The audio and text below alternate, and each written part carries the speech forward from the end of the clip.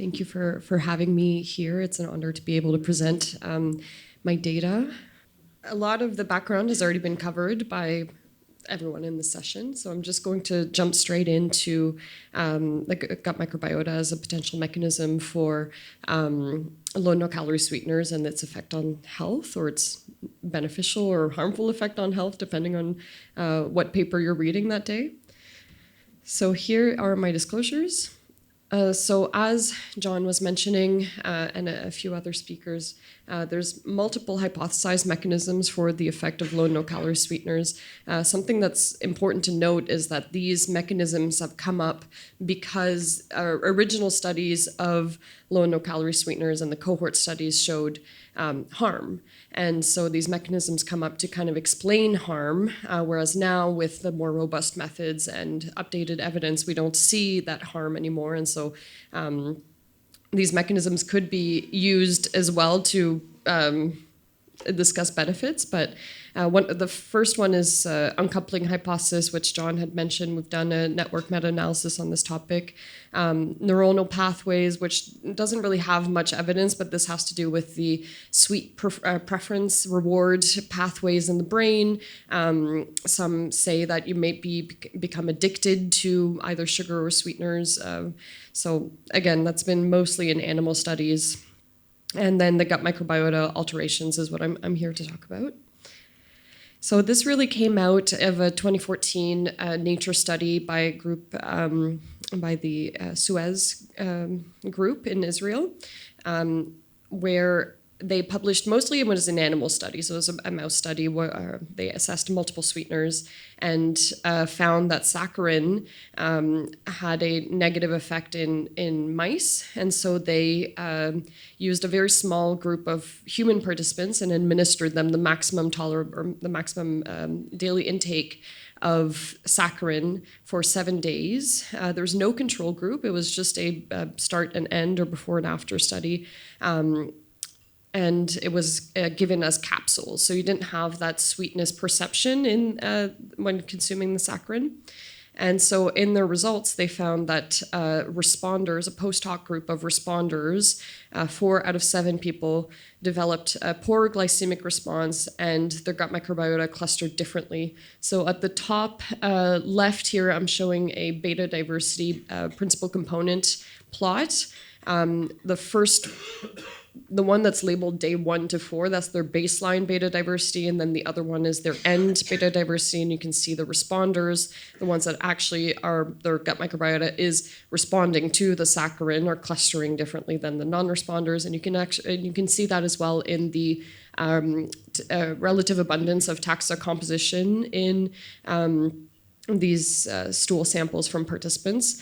And then they took stool sample from the responders and the non-responders and transplanted that into germ-free mice and replicated the findings in germ-free mice. There's been a lot of discourse about this study, a lot of issues with it, but I mean, it is a preliminary study, and it's really what put the gut microbiota and low no-calorie sweeteners on the map and triggered a lot of upcoming research after that. Which I've summarized here, and my apologies if I've missed any studies, but I think this is most of the literature on gut microbiota and low no-calorie sweeteners. So the first one up there is the one we just covered, Suez 2014. Since then, there was 3 other studies that failed to replicate those findings. One of them, the Serrano et al. In 2021 was a direct replacement to this, or a direct replication of the Suez study with more participants, but they administered saccharin at the maximum ADI level, and then they administered as well a lactosol, which is supposed to block the sweet taste receptors in the gut, to see if the effect had to do with sweet taste receptors. And again, they were not able to replicate those findings. Then Suez did a proper human randomized control trial in 2022, where again, they administered not only saccharin, but a wide range of low no-calorie sweeteners at more reasonable ADI levels, not the maximum dose. And this was to replicate what is available in packets where you buy the Splendo or the Sweet and Low. And they were able to find some harm with sucralose and saccharin on glycemic response.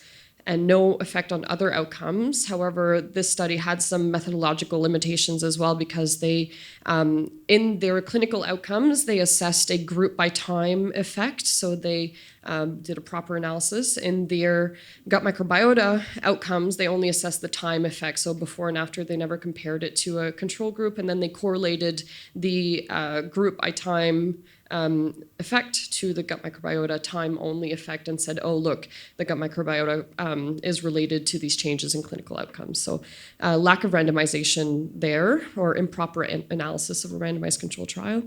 There's another study, Mendez-Garcia, in 2022 that looked only at specific taxa changes, and they found that sucralose at a reasonable dose of less than 5% of the ADI for 10 weeks affected glucose and insulin in certain microbiota members, but this was not a complete microbiota compositional analysis. We're not getting a complete picture of the gut.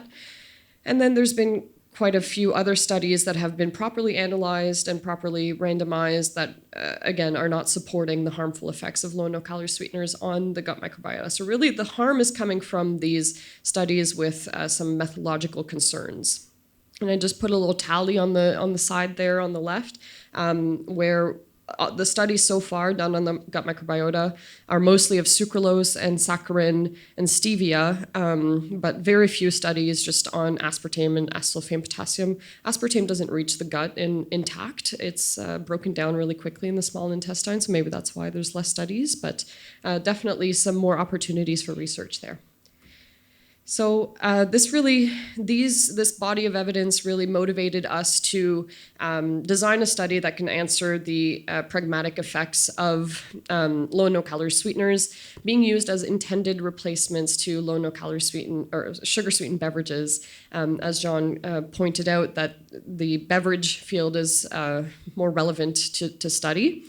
And we wanted to really look at direct comparisons of public health relevant comparators. So similar to those substitution analysis, we had the intended substitution, reference, and the standard of care substitution. And we looked at the target population for sugar-sweetened beverage reduction. And so I will reiterate our gap here. This motivated us to design the Stop Sugars Now trial, which was a pragmatic 4-week randomized control trial with our primary objective of, we had 2 primary outcomes that were both powered of change in plasma glucose incremental area under the curve and changes in gut microbiota beta diversity, and our secondary outcomes supported the primary outcomes.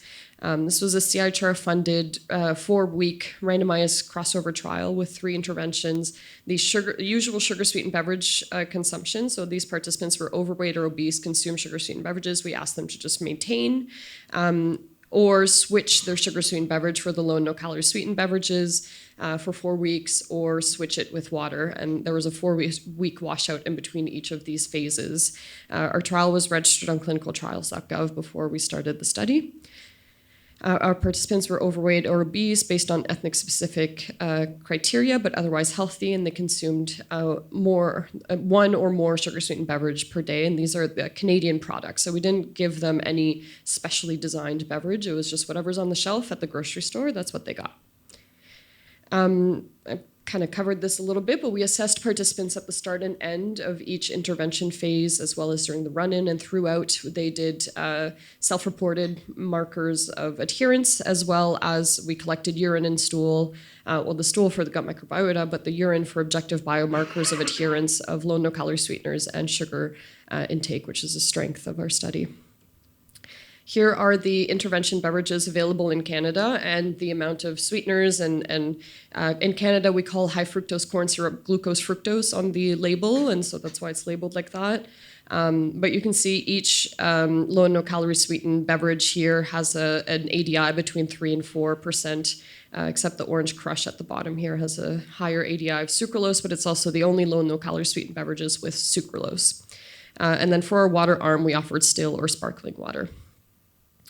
Like I said, these are our outcomes, and we had a family of exploratory outcomes as well. And all of our outcomes, except the adiposity outcomes, were powered.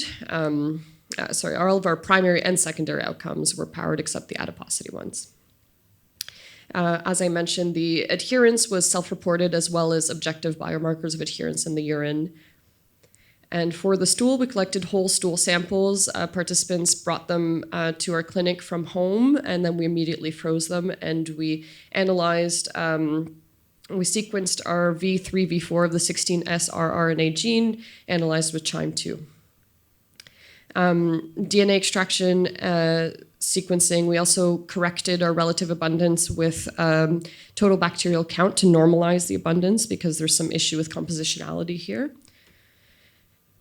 And I'll refer to the specific bioinformatic pipelines, but we're noticing with a lot of microbiome studies that the specific bioinformatics that you're using will affect the results. And so I think it's important to always be transparent with the different pipelines that we're using. So for our primary analysis, we used repeated measures linear mixed models on change data. We pre-specified intention to treat, completers, and per protocol analysis. And we controlled false discovery rate with the Benjamini-Hochberg parallel gatekeeping procedure. And all of the results I'll be showing were adjusted for sequence completion during the COVID-19 pandemic, because we had some participants complete during the pandemic, some participants withdrew during the pandemic, and antibiotic use during the trial. So we had randomized 80 participants, 66 participants finished the trial, and 52 participants were included in the per protocol analysis, and all participants, all 80, were included in the ITT analysis. At baseline, participants were around 42 years old. They were all overweight or obese, and we had around 50-50 males and females. But their blood pressure, fasting glucose, 2-hour plasma glucose were within the normal ranges. Oh, and I forgot to mention, all participants, completers per protocol, and then dropouts, and there was no differences between these groups of participants generally. At baseline, participants preferred their Coca-Cola and Canada Dry Ginger Ale were the top SSBs of choice, and around 2 cans per day. So in Canada, a can is 355 mils, so that around 750 mils per day. And that means during the non-nutritious sweetened beverage phase, participants consume Diet Coke, Coke Zero, or Diet Canada Dry Ginger Ale, which means that mostly participants were consuming a blend of aspartame and acesulfame potassium. And, you know, in Canada, that's what's on the market. But obviously in different areas of the world, they might have different availability of different sweeteners. But as John mentioned, I've done some research, and generally aspartame and acesulfame potassium and sucralose are the top sweeteners around the world. So here's how I'll show our primary outcomes. So we've got the intended substitution, the standard of care substitution, and then the reference substitution. There we go. So for our primary outcomes of intention or incremental area under the curve of glucose and gut microbiota beta diversity, ITT completers and per protocol, we found no differences in any of our pre-specified substitutions. Because of our Benjamini-Hochberg parallel gatekeeping, the largest p-value was for incremental area under the curve, and it's larger than our Benjamini-Hochberg critical value. And so the other primary outcome, the gut microbiota beta diversity, was tested against a critical value of 0.025, also non-significant. And because both primary outcomes were non-significant, the secondary outcomes were treated as exploratory outcomes without control for false discovery. We also did a series of subgroup analyses. I've listed them all there, but there was no significant effect modification by any of these subgroups. Here are the principal coordinate analyses for gut microbiota beta diversity. So the different colors represent the start and end of the water, low and no calorie sweetener, and sugar sweetened beverage phase, where in the Suez 2014 study you saw clear clustering of responders and non-responders. In our beta diversity, we see a lot of overlap between the low no-calorie sweetener, sugar-sweetened beverage, and water phases, which is just a visual depiction of there's no distinct grouping in the beta diversity. And you can see that with the circles as well that are surrounding the dots.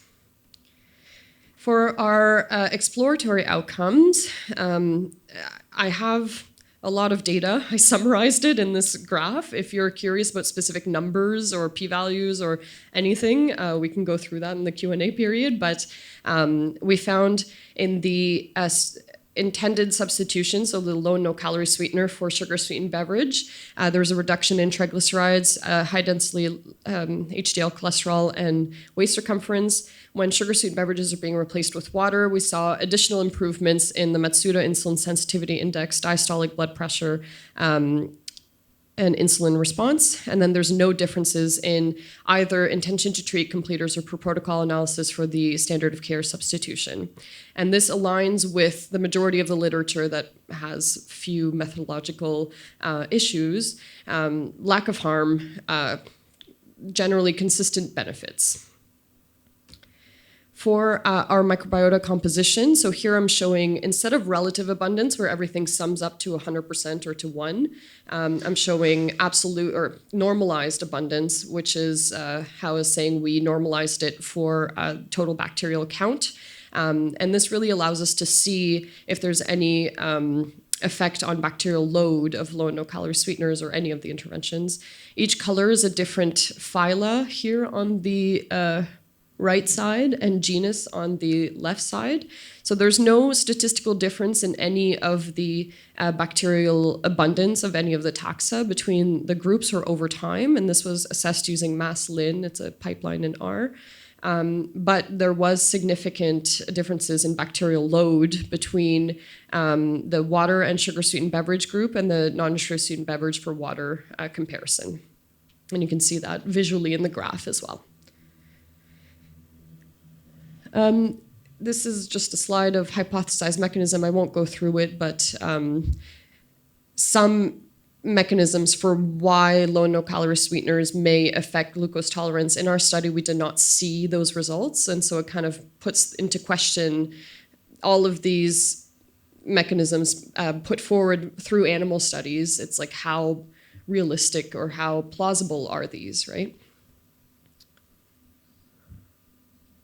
I'm missing a slide, but I had just my thank you slide. Oh, wait.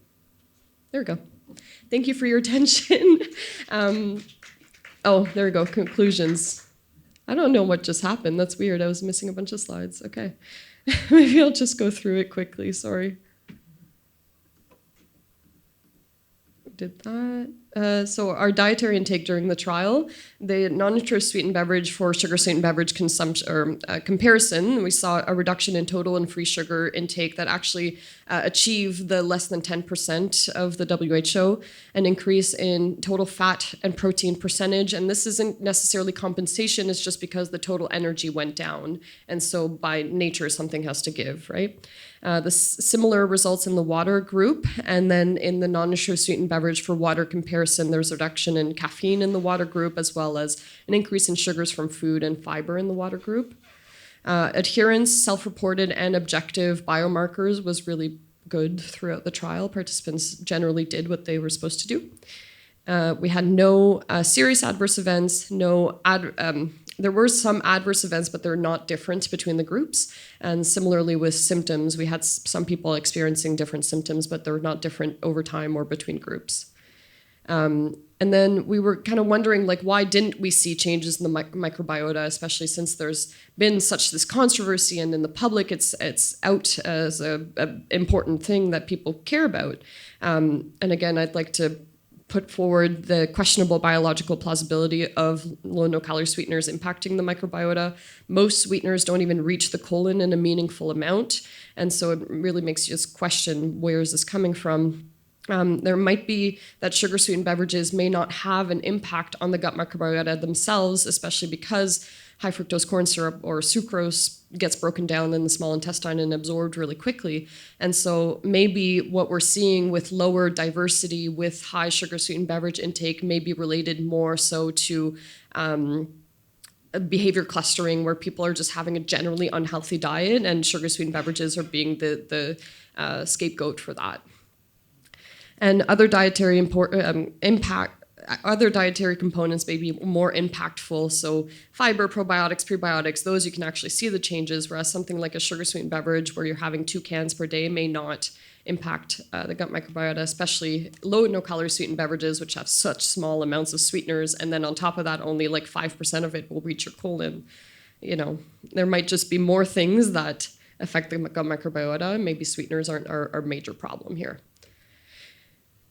Anyways, I think I'm done. Thank you. Thank you for your attention.